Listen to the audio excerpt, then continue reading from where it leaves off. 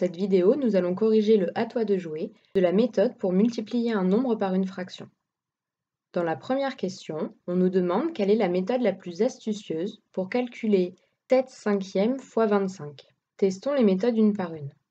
La première technique consiste à considérer en premier la fraction, donc de calculer en premier 7 divisé par 5 et ensuite de multiplier par 25.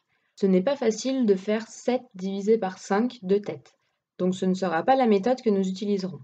La deuxième technique consiste à considérer le numérateur et le nombre, donc de faire 7 fois 25 et ensuite de diviser par 5. De même, il n'est pas forcément évident de faire 7 fois 25 de tête. Pour ceux qui sont le plus à l'aise en calcul mental, 7 fois 25, cela donne 175. Mais ensuite, 175, nous devons le diviser par 5. Donc ça, ce n'est pas facile à faire de tête. Donc nous n'utiliserons pas cette méthode-là. La troisième technique consiste à considérer le nombre et le dénominateur. On va donc faire 25 divisé par 5 et ensuite multiplier par 7. Ici, il est facile de faire 25 divisé par 5. Donc c'est la méthode que nous utiliserons. On écrit donc 25 divisé par 5, puisque c'est le premier calcul que nous allons faire, et le fois 7, il ne faut pas oublier, qui fait partie de ce calcul. 25 divisé par 5, cela donne 5. Il reste le multiplié par 7 que nous n'avons pas encore utilisé, donc on l'écrit à la suite, et on calcule 5 fois 7, qui donne 35.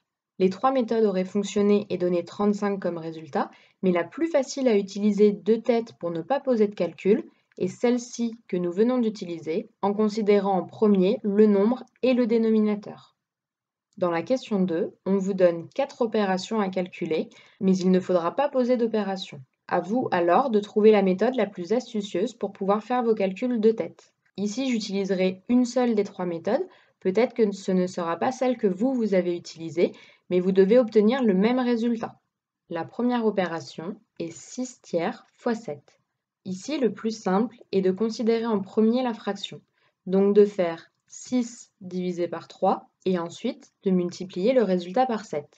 6 divisé par 3, cela donne 2 et 2 fois 7, cela donne 14. N'oubliez pas à chaque étape d'écrire le fois 7 qui rentre en compte dans le calcul. Si vous ne l'écrivez pas à chaque fois, ce ne sont pas des égalités et vous n'avez pas le droit d'écrire le symbole égal entre. La deuxième opération est 5 quarts fois 36. Le plus simple ici est de commencer par considérer le 36 avec le 4. Donc de faire 36 divisé par 4 et ensuite de multiplier par 5. 36 divisé par 4, cela donne 9 et 9 fois 5, cela donne 45. Comme tout à l'heure, n'oubliez pas d'écrire et de répéter à chaque fois le fois 5. L'opération suivante est 1,2 fois 10 quarts. Lorsque vous le pouvez grâce aux opérations, le plus simple sera de revenir avec des nombres entiers. Ici, on peut remarquer que 1,2 fois 10 nous permettra d'obtenir un nombre entier qui sera facilement divisible par 4. On commence donc par faire 1,2 fois 10 et ensuite on divisera le résultat par 4. 1,2 fois 10 donne 12 et 12 divisé par 4, cela donne 3. La dernière opération est 8 fois 3 demi. Ici, je trouve qu'il n'y a pas de méthode plus simple par rapport aux autres.